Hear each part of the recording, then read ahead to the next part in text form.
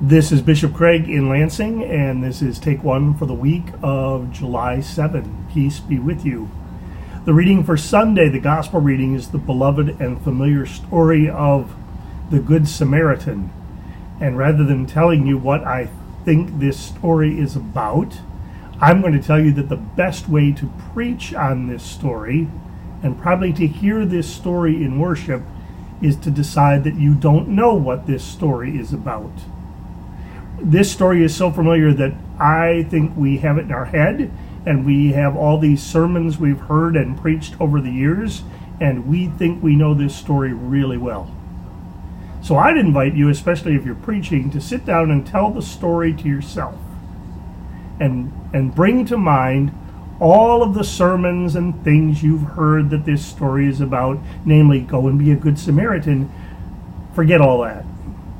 Put it all out of your mind. Read the story or recall the story one more time as you remember it, and then go and read Jesus' parable of the Good Samaritan with an eye for the details that you have forgotten or missed. And let those unforgotten details become your sermon. So I can't tell you what it's about, because I don't know what details you've forgotten. I will tell you that what jumped out of the page at me is that Jesus never says to the man, go be a good Samaritan. What Jesus says is, how do you read? How do you read? So the question is, how do we incorporate Scripture into our own lives and into our relationships and into our society and the world? How do you read? And boy, is that a big question for the ELCA as we struggle with how we read Scripture, and perhaps for the church. How do we read? So the good news, I think, in all this, if you're like really stuck, is that however we read, God is with us, and God may be comforting us, and God is sometimes challenging us in the way we read, but God is still with us. So I get to preach on the Good Samaritan at St. John's Lake City on Sunday, where we are installing.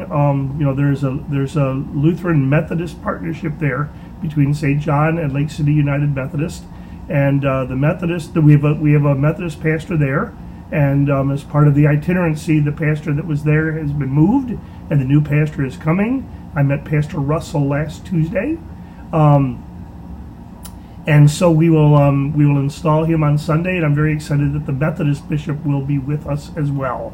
So it's going to be really bishoply. So I'm excited about that. If you're around and want to join us, I think service is at 9:30 at St. John's Lake City, if you happen to be up north. In the meantime, it's Monday in Lansing, and it's next Sunday in Lake City. And between here and there, Kathy and I will spend another week on the road. I have an appointment tomorrow up north, which we're excited because it's near our cabin, so we'll spend the night there. On Wednesday, the staff meeting and the weekly Eucharist will be at Bethany Lutheran Church in Kelowna. Worship is at 11:30, and if you're close to Kelowna and want to be with the bishop and the staff as we worship, please, please, please join us. And then Wednesday evening, I hope that I'll get to be visiting a congregation in Saginaw. And then on Thursday, we have meetings in Mount Pleasant. And then on Friday, I imagine we will head back up north. And Kathy and I will spend the weekend at the cabin as we prepare for Lake City. So we have a full week. It's been kind of interesting that since the Synod Assembly, I think I've done more traveling consistently in these weeks than I have in any other period of my service as bishop. So it's fun to be out and about in the Synod rather than sitting at my desk. So there you go. I don't know if we put it out there, but I don't know that things have happened so fast. I don't know that I've shared with you that Ann Stavros has taken a second job for the U.S. Postal Service. So she is a letter carrier, which I would love to have a camera and follow her around and see. And so we are working with Ann so that she can do both jobs, because we really love her on the staff and value her work.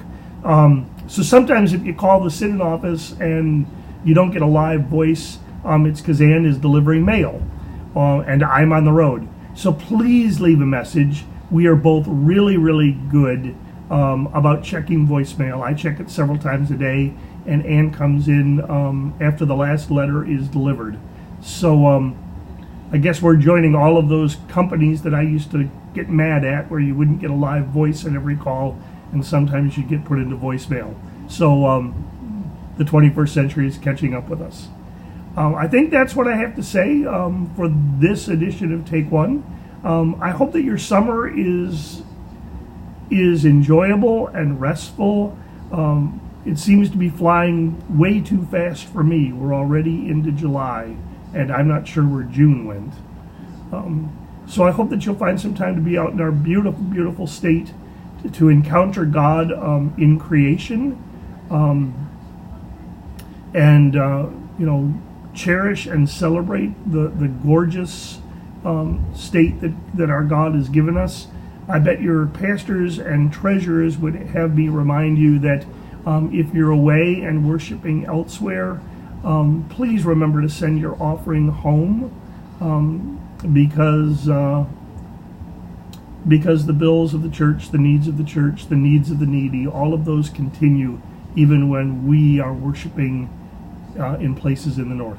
So this is Bishop Craig in Lansing for a little while longer, and the peace of Christ be with you always.